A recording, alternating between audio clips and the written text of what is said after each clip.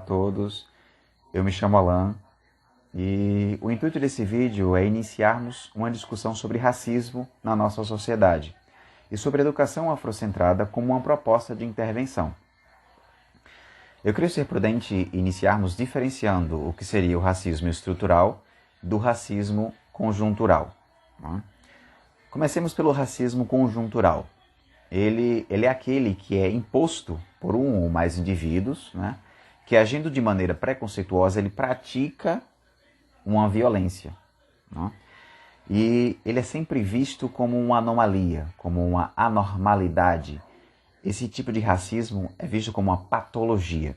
E se crê, em tese, que é praticado por pessoas ignorantes, ou por pessoas leigas, ou até com algum tipo de deficiência. Em outras palavras, é uma violência pontual. Em contrapartida, o racismo estrutural ele tem sua raiz no sistema. No Brasil, se você também for observar outros países da América Latina, sempre houve uma visão eurocêntrica. Isso culminou por segregar a população negra. No nosso país, basta nos atermos aos números da representatividade no Congresso. O perfil da população brasileira é de maioria negra, mais de 54%. Mas, no Congresso, mais de 90% dos nossos congressistas são brancos. Outro dado alarmante é a violência. O último censo que vi, a cada 23 minutos, um negro é sumariamente executado no país. E pouco é discutido sobre isso. Ou seja, o racismo estrutural se tornou uma forma de normalização das relações. O racismo se tornou uma forma de normalização das relações. Isso é o que significa racismo estrutural. Existe um cientista social que é dedicado à história e à cultura negra, aliás, muitos, mas esse especificamente, Carlos Moore, ele afirma que o racismo não surgiu de hoje. Ele é algo histórico, é um fenômeno histórico. Ele surgiu na antiguidade como uma maneira de normalizar as relações entre os povos leucodérmicos e melanodérmicos pela posse dos recursos. Ou seja, era uma relação pautada no fenótipo. Existe um outro chamado Vilundela Uwombogo que ele vai um pouco mais além. Ele afirma que o racismo é uma forma de abuso praticado exclusivamente pelos povos europeus. Mas a questão é, como quebrar? Como quebrar esse círculo vicioso? A proposta até aqui em vigor é a integracionista. Ela visa, em tese, uma democracia social. No entanto, há inúmeros motivos disso não dar certo. Um deles, Elisa Nascimento, uma outra pesquisadora da área, ela afirma que os povos hegemônicos, a população hegemônica, ou aqueles que detêm o poder, eles não vão entregá-lo de boa vontade. Eles o farão de maneira a fazer o engodo. Eles vão te dar um espaço, mas não vão te dar o poder. Em outras palavras, não vai ser entregue esse poder, não será dividido esse poder apenas pela força da persuasão moral. E é aí onde entra a educação afrocentrada. A educação afrocentrada surgiu a partir de um outro pesquisador, de um outro pensador da área chamado Asante, Molefi Asante. Ele afirma que os negros precisam ser sujeitos e agentes de sua própria cultura, de seu próprio conhecimento. E dessa forma, aí sim, teremos muito mais do que somente uma visão. E a educação afrocentrada vem justamente para quebrar esse paradigma monocultural da educação brasileira. E a partir disso é que nós vamos ter uma multiculturalidade, uma interculturalidade. Meus colegas falarão adiante sobre como essa intervenção ela se torna mais plausível, ela se torna possível dentro da nossa sociedade. Oi, meu nome é Jéssica e eu vou falar um pouco sobre a questão da afrocentricidade dentro do ensino de língua portuguesa. Bom, historicamente falando, a figura da pessoa negra ela acaba sendo associada quase que diretamente com a questão da escravidão, que foi um momento histórico muito importante e que teve e tem até os dias de hoje um impacto muito grande na vida das pessoas pretas e que deve sim ser estudado, deve ser lembrado, deve ser discutido e de nenhuma forma apagado, Mas, ao falarmos sobre a questão da afrocentricidade, a história da pessoa negra, ela perpassa esse momento, ela não se resume somente à escravidão. E com isso ela traz figuras negras que contribuíram de forma super importante na construção dessa historicidade. Ao trazer a questão da afrocentricidade para o âmbito da língua portuguesa, nos deparamos com diversas figuras que exerceram papéis importantes, e aqui eu trouxe 3 delas. A primeira é Maria Firmina dos Reis, uma mulher preta, maranhense, e que é considerada como sendo a primeira romancista brasileira, com a publicação do livro Úrsula. Machado de Assis é a segunda figura negra que quero trazer aqui. Ele foi um escritor no qual grande parte das suas obras fazem parte da chamada literatura clássica brasileira, e por isso as suas obras elas são muito trabalhadas em sala de aula. No entanto, o fato de Machado de Assis ser um escritor negro, ele só foi explanado recentemente, através de pesquisas, pois a sua figura era sempre retratada de uma forma embranquecida nos livros. Machado de Assis ele não tratava diretamente sobre a questão da escravidão, como fazia Maria Firmina, mas ele buscava em suas obras expor toda a sujeira por trás da elite branca da época. Por fim, eu evoco aqui a figura de Lima Barreto, escritor negro pré-modernista, e que por diversas vezes teve a sua verdadeira identidade apagada. Lima Barreto ele não era um negro retinto, e isso entra um pouco na questão do colorismo. Como todos bem sabem, o Brasil ele é um país miscigenado, e essa miscigenação ela não se deu de uma forma tranquila e natural. Ela foi um artifício para que houvesse um embranquecimento no país, e com isso, muitas pessoas, frutos dessa miscigenação, elas não pudessem se reconhecer como pessoas negras. Ao explanar aqui as figuras de Maria Firmina, de Lima Barreto e de Machado de Assis, eu não quero criar um referencial somente representativo, mas um referencial identitário, pois eu acredito que o ensino ele não exerce só um segmento acadêmico, mas ele tem um papel importante na construção de cada um como indivíduo. Então, saber quem são essas pessoas, saber quais são as contribuições deles, faz com que a pessoa negra ela também saiba um pouco sobre a sua historicidade, sobre quem ela é e sobre os papéis que ela pode exercer no mundo. De acordo com a Lei 10.639/03, as escolas têm a obrigação de abordar a história e cultura africana. É lei. Porém, na maioria dos casos, a temática só é lembrada no mês de novembro, quando há a celebração da consciência negra. O assunto é urgente e precisa ser pautado na educação infantil para que as crianças negras possam se ver representadas no que é ensinado. Professores e gestores precisam promover mudanças no planejamento atual.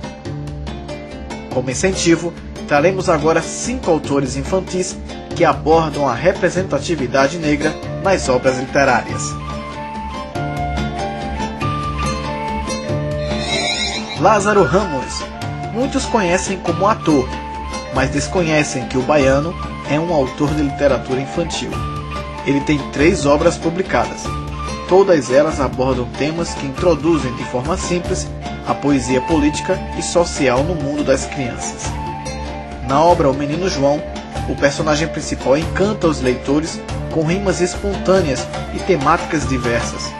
Os assuntos são apresentados de um mundo mais colorido. A próxima autora selecionada também é conhecida pela televisão. a atriz e jornalista Elisa Lucinda. Ela é uma das autoras de maior sucesso no Brasil, com mais de 17 publicações, entre romances, poemas, peças e literatura infantil. Um dos seus trabalhos foi A Menina Transparente, que rendeu à autora o prêmio altamente recomendado em 2002. Na história, a personagem principal mora na música, no mar, na comida da panela, nas flores e no coração dos apaixonados. Só que às vezes ela parece tão de mansinho que acaba ficando sem ser percebida e é deixada de lado. Em terceiro lugar, Kiusan de Oliveira. A autora tem várias facetas: pedagoga, multimídia, contadora de histórias, bailarina, coreógrafa, professora de danças afro-brasileiras e autora de 4 livros infantis. Um deles é Omo Oba, Histórias de Princesas. A história reconta mitos africanos, de tradução Queto, que são poucos conhecidos do público em geral. Essas histórias reforçam os diferentes modos do ser feminino. Ao todo, 6 mitos são apresentados. O objetivo deles é fortalecer a personalidade de meninas de todos os tempos. Em segundo lugar, a jornalista Neuza Batista Pinto. O primeiro livro dela foi publicado em 2007 e se chama Cabelo Ruim? A obra conta a história de 3 meninas negras e pobres que sofrem preconceito por terem cabelo crespo. Aos poucos, as garotas vão aprendendo a se amar como são, além de trazer a descoberta da beleza própria e a autoaceitação. O livro faz parte de um projeto de Neuza chamado Pichain, nem bom nem ruim, apenas diferente. A iniciativa tem o objetivo de estimular a valorização do cabelo crespo.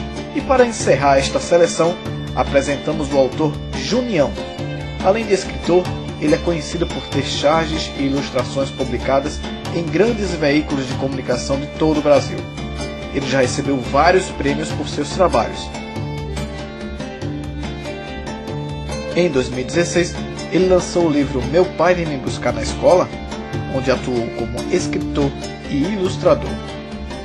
A história conta a descoberta do mundo e a construção do amor entre filho e pai. O menino volta para casa com o pai todos os dias. No curto caminho, descobrem juntos a cidade, as ruas, as pessoas e as criaturas, a arquitetura e tudo que pode ser visto e aquilo que só dá para imaginar. Na educação é muito importante haver a representatividade nos livros infantis selecionados para trabalhar com as crianças. Com leituras como essas sugeridas, é possível formar nas crianças a ideia da diversidade presente em nossa sociedade, que é muito diferente dos estereótipos perpetuados na mídia por muitos anos.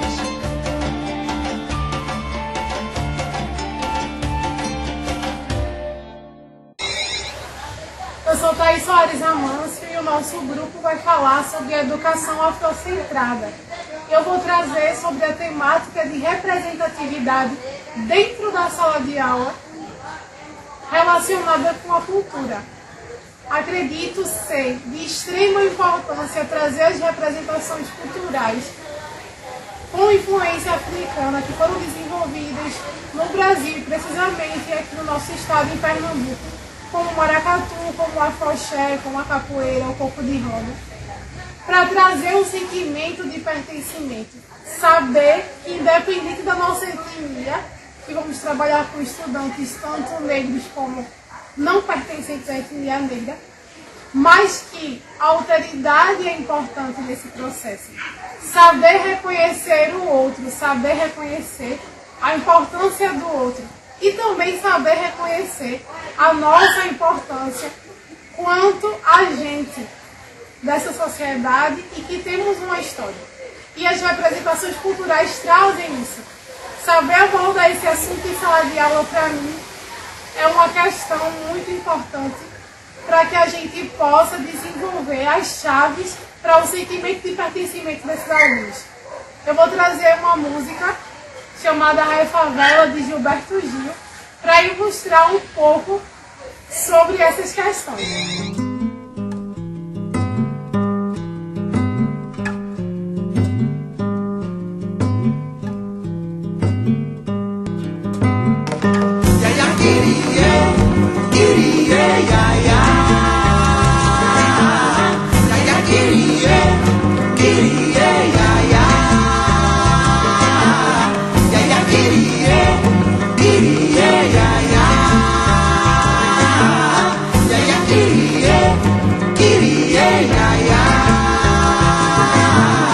A refavela revela aquela que desce o morro e vem transar.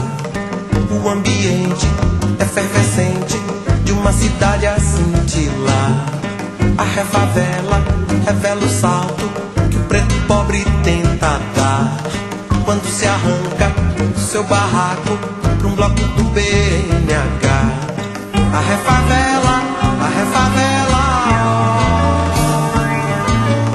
como é tão bela, como é tão bela.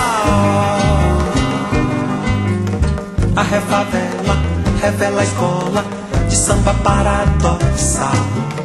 Brasileirinho, pelo sotaque, mas de língua internacional.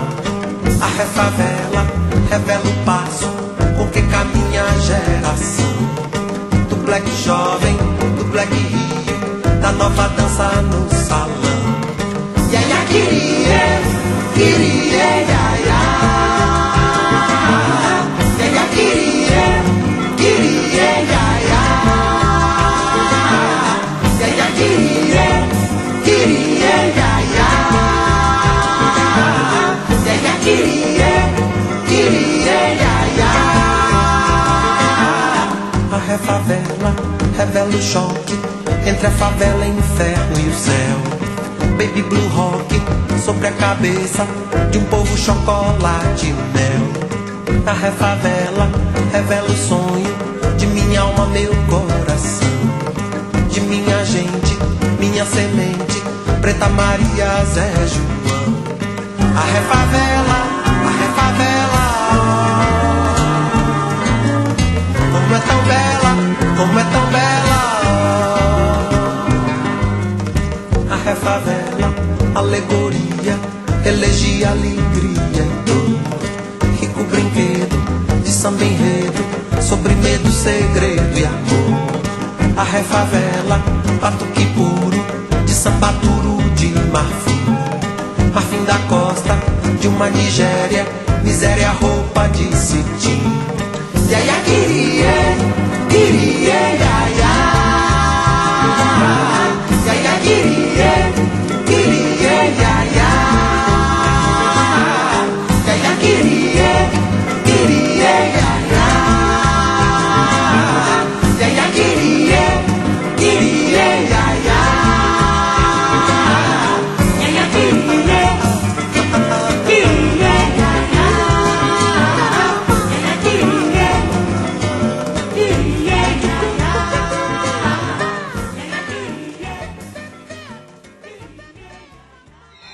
Olá, eu sou o Sid Clay e acredito que a educação afrocentrada tem a ver com desconstruir a visão colonial do saber. Um saber acorrentado pelo logos eurocêntrico.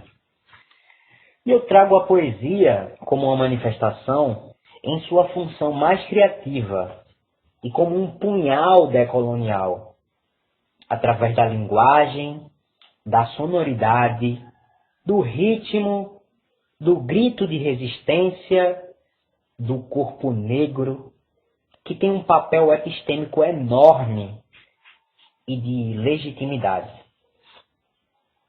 Eu escolhi um texto da Mel Duarte. A Mel, escritora e poetisa paulista, ela reafirma a negritude numa voz que ecoa e traz para seus poemas uma visão diferenciada sobre o sujeito de quem se fala. O sujeito que ama seu cabelo, as suas raízes negras e a sua luta. O nome do texto é titulado como Minha Condição.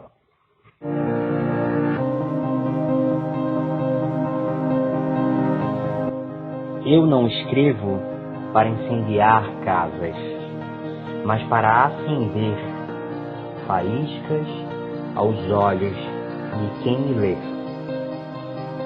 Não escrevo para matar a fome de multidões, mas espero que minhas palavras preencham um vazio e que ajude a se manter de pé. Não escrevo para governar um povo, Eu ouço o que ele diz e utilizo minha voz para propagar sua mensagem.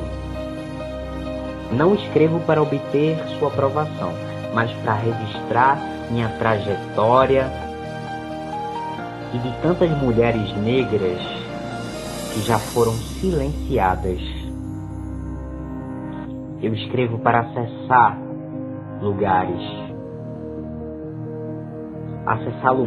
em mim que são invisíveis aos olhos, para expurgar pensamentos que não me deixam dormir.